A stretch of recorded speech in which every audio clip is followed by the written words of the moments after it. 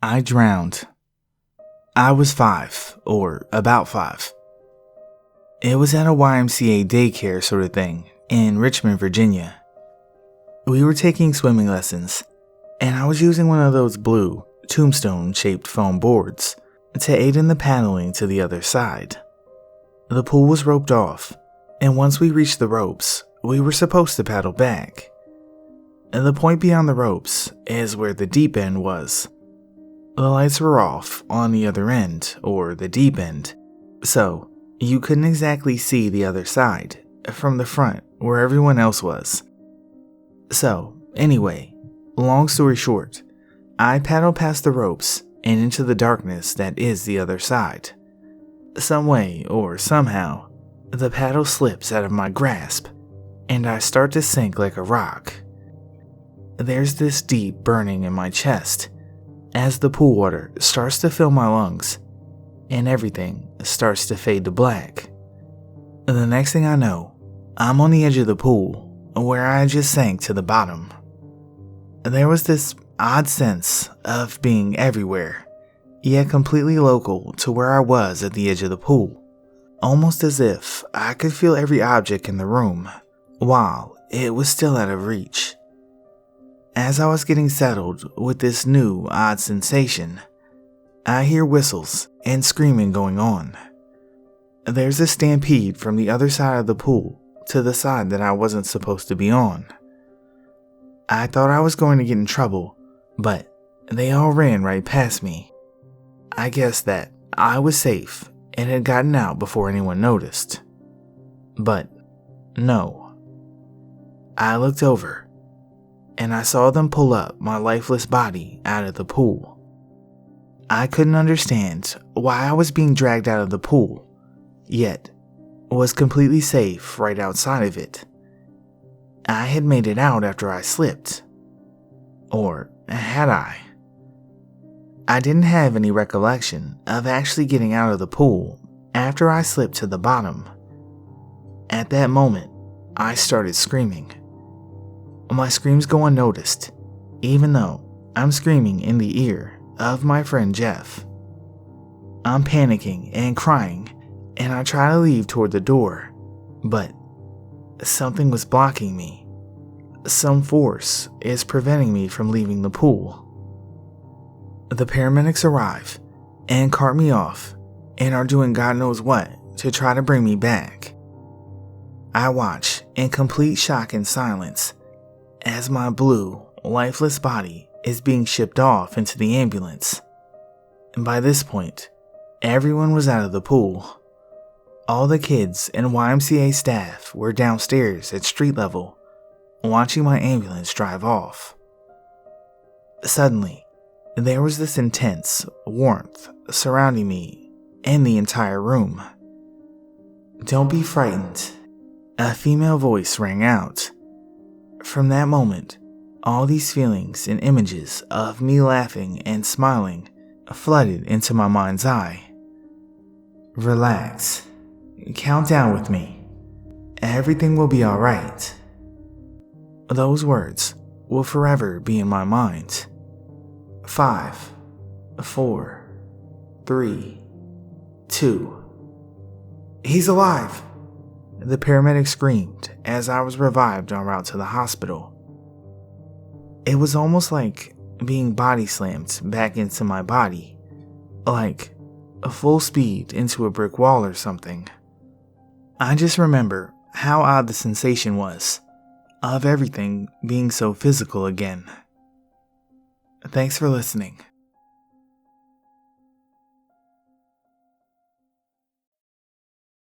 After a major car crash that should have killed me, while recovering in my hospital bed, I was trying to fall asleep. I had been taken off all pain medicine because of an allergic reaction with an unknown cause. My mom was in the hospital room with me, in the chair next to me, already falling asleep. As I'm laying there, my eyes wide open, I see my younger sister enter through the door, in a bright yellow sundress with sunflowers all over it. She almost seemed to be glowing, the dress was so bright. She almost skips in and is happy as I've ever seen her. She tells me to come on and gestures to the door. I loudly say, "What?" She replies again to come on and giggles and skips back out the door. Completely stunned, I say, "What?" louder, to the point that I wake my mom, and she asks me who I'm talking to. My sister passed away from cancer when she was 9. Later on, I realized that I was on the same floor and in the same ward that she was in during her stays in the hospital when she had major treatment. I even remember walking around the halls and the area with her. I wasn't on any medication or even close to falling asleep yet because of the pain. I have never and will never forget this happening.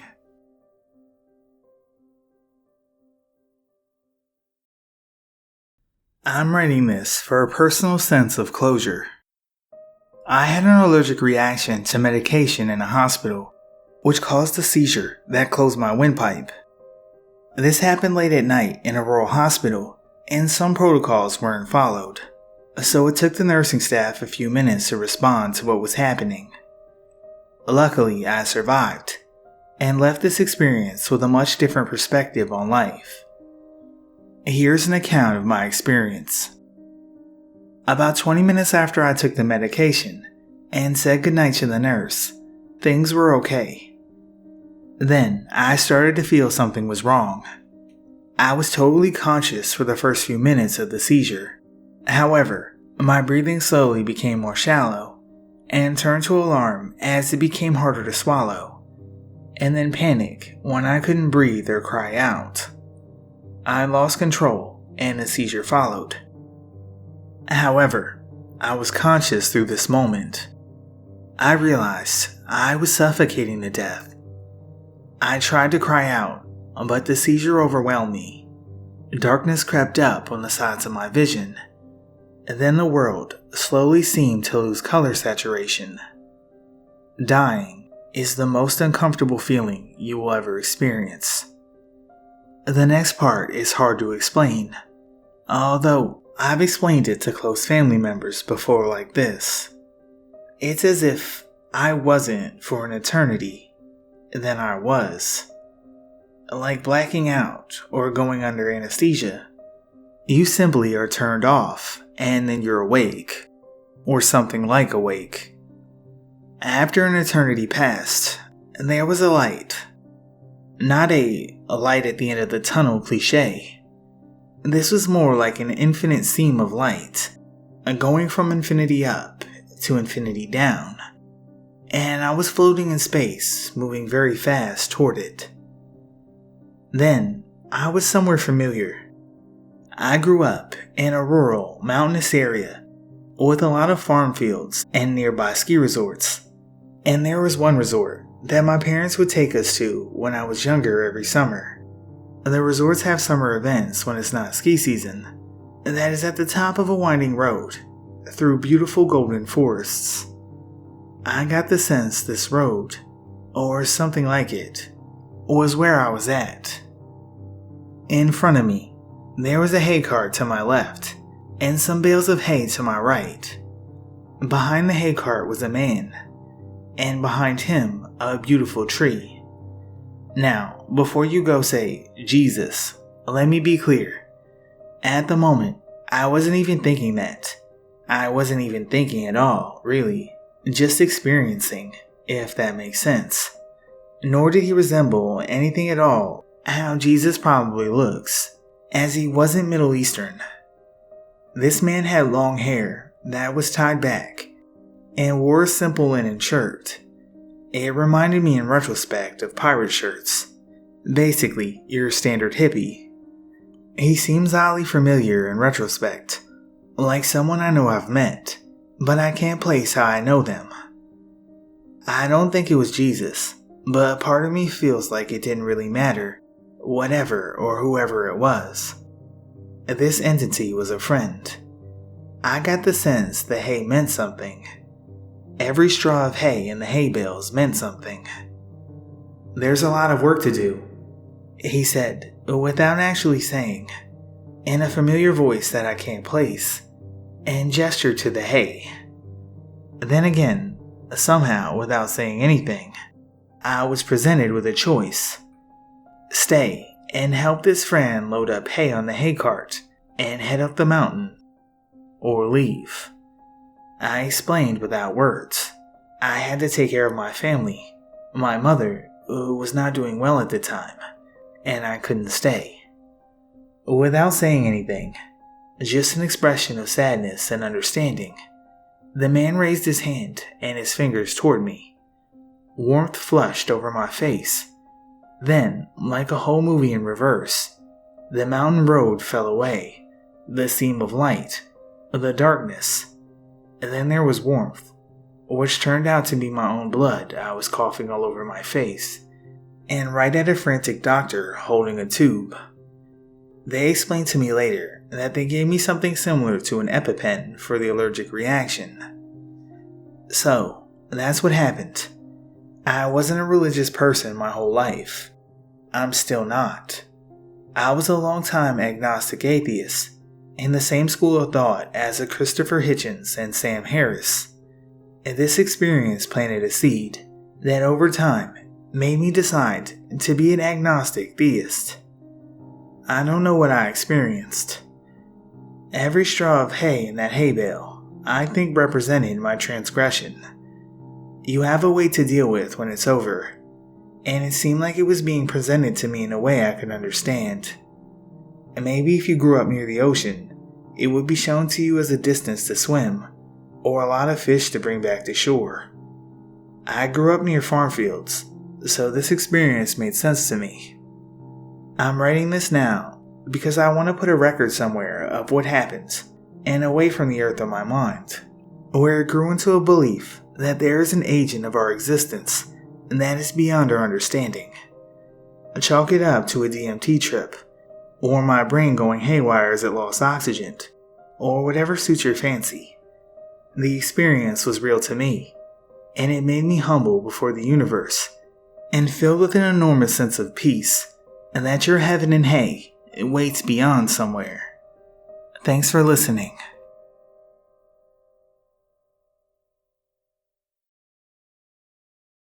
I was in a really bad car wreck when I was 20.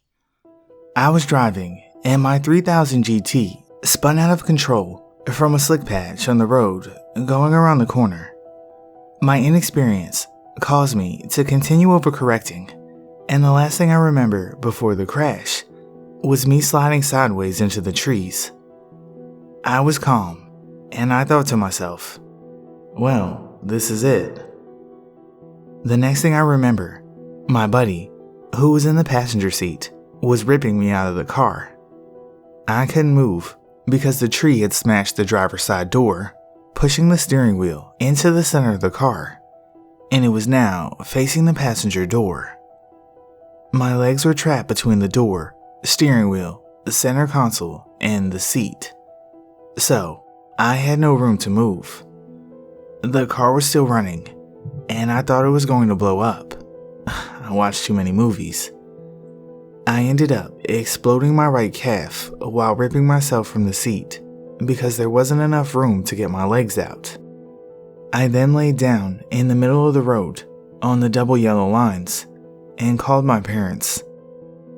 The next thing I remember was this woman with blonde hair in a gray dress suit. She said she was an off-duty EMT. She told me to relax and keep my legs elevated. Here's where I got scared. In my head, while lying down, I felt more tired than I ever had in my entire life. My thoughts were very clear, and I could feel myself starting to slip. So, I started playing a game in my head to keep myself awake and alert. And the next thing I know, I'm waking up with my head in my friend's hands, and like 50 people crowded around. My clothes had been cut off, which I was pretty pissed about later. Glass was covering over 90% of my body, and they had to clean me off before moving me. I said to my friend when I woke up, "Dude, how long was I out?" And his reply was, What are you talking about? Your eyes have been open the whole time. When I was going out, I just remember my body being relaxed and my head heavy and feeling extremely tired. No amount of fighting it would work. You just go. And nothingness was what I found. On a side note, nobody remembers who the lady that I vividly remember was. Numerous people I asked later, a small town too, so I knew most, didn't remember a lady there at all. She never existed apparently. I'm not religious, but maybe a guardian angel? Who knows?